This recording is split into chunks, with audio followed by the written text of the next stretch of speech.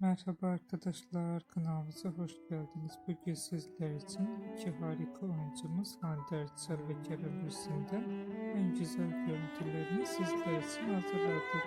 Hande Erçel ve Kerem Bürsin çifti Sen Çal Kapımı dizisinde Eda ve Serkan karakterlerine hayat vermiştiler. Onlar bu dizide sevgili olmuştular ve dizi bittikten sonra yollarını ayırdılar.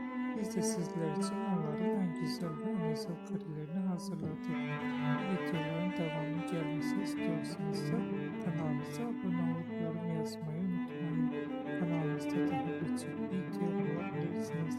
Bizi izlemeye devam edin. Herkese teşekkür ederim.